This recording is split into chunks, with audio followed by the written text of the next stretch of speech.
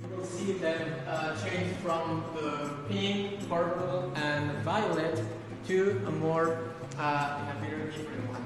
So just remember the colors, remember the frame that you're going to enter, cross it, and turn back. So if you turn back, you're going to see how the same stained glasses, exactly the same stained glasses, now they are gold, they are brown, they are not as brilliant as we saw before, and it's to give you the context of the place you are about to enter. These were the same stained glasses. Well, let's talk about the light, more about the light, but also let's talk about the air. The windows of Casa, they used to be, before the intervention of Antoni Gaudi, very random, as many other buildings at that time. Because it was, as I said, an 1875 building. So Antoni Gaudi destroyed this vision and allowed family Batlló to have one of the largest windows at the time in the world. Because he allowed also, he led the structure and put these amazing windows that were very easy to open and very easy to close, and to help us to have light, but also to have air. Nowadays we are very aware of the importance of the ventilation of the rooms, and Antoni Gaudi was aware of that more than 100 years ago, actually. Not just in this building, but in other buildings. And this example that we see here, we will see in also in the main windows that we're about to say. Come to me.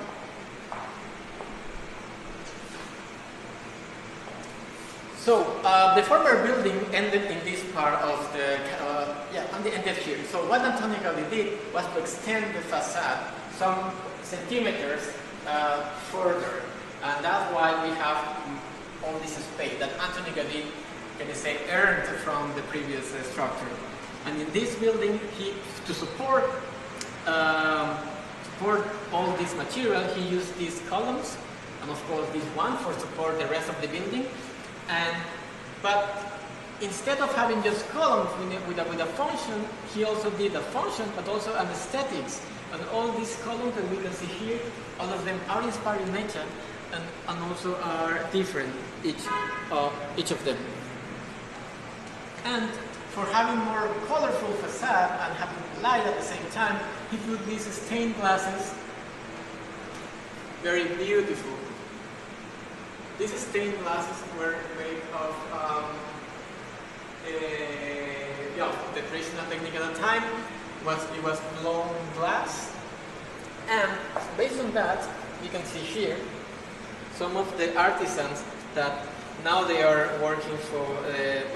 They are artisans that are inspired by the house, and if you can see these stained glasses, they reproduce the technique that we can see in the original stained glasses.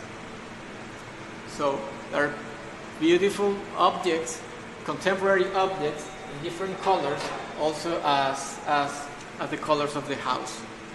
So I mentioned at the beginning that we're gonna do an inspiring visit, and I can show you with this some examples of objects that are now made by artisans following contemporary but also traditional techniques at the same time, and for new products, for new objects. So all these and others that we're going to see are available at the casabatllostore.com webpage, so you can also have in your own house one piece inspired in this amazing work of art.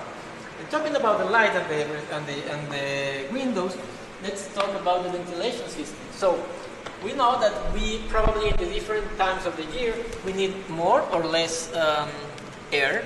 So these small doors, they allowed to pass or close the pass of this air very, very discreet, in a discreet way. And also if you needed more, you was able to open the windows at your own pace. And these windows, it's very common for me to show you that, they function because, you know, it's very, very, very large. And how can I open with only 1 or 2 arms?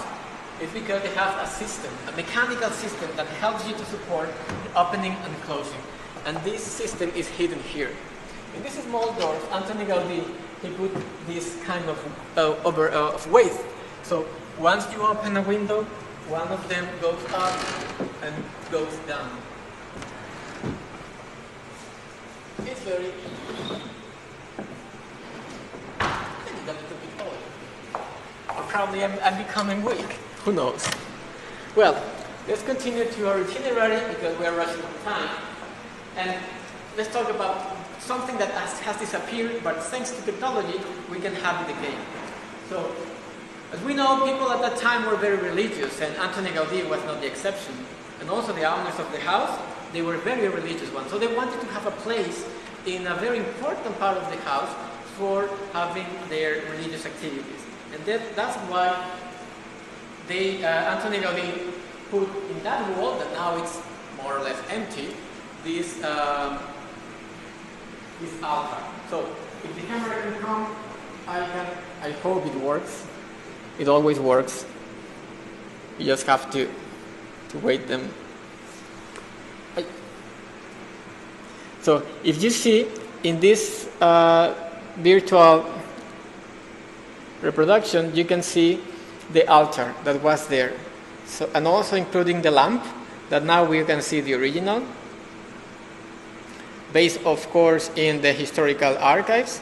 So this altar was in that wall and had these kind of doors that were that made possible to close and open depending on the circumstances.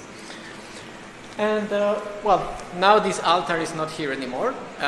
We know and we have seen it. Now it is in the Sagrada Familia. You know, objects, they change from place to place and from time to time. But now we can, fortunately, to join it, to enjoy it in the Casa, in the Sagrada Familia crypt here in Barcelona. We don't have to go too far. So let's continue to our visit. So this place was the most important place for the house, and it was the place for family Badiou to show their wealthiness to the people, and also to see and be seen from outside. And it is an iconic, a very iconic position in the city. So here, this is the end of the house actually. So Casa Badiou is a very small house compared with other Gaudi's properties.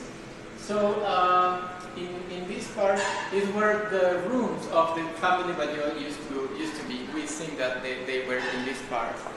And the corridor that we're going to pass is under restoration, and we're going to see the back side of the house.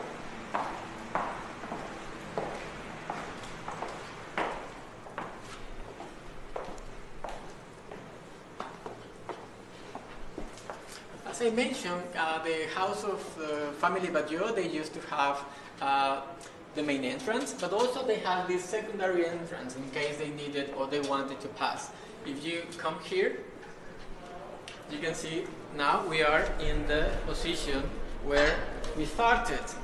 So this was the staircase for the neighbors, but also family Badiou, they had access here, secondary access, if they wanted to. They don't have only one, but two. Actually, they had three, because one of them is the elevator that we don't have time now to show you.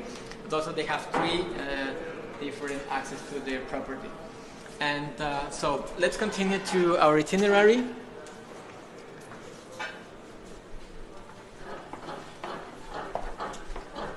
So these were the rooms of the family Badiou that used to be, and because of the changes in the 1950s and 1960s, part of the use of these rooms were not rooms anymore. An insurance company bought the house in 1954, and they changed several parts of the house.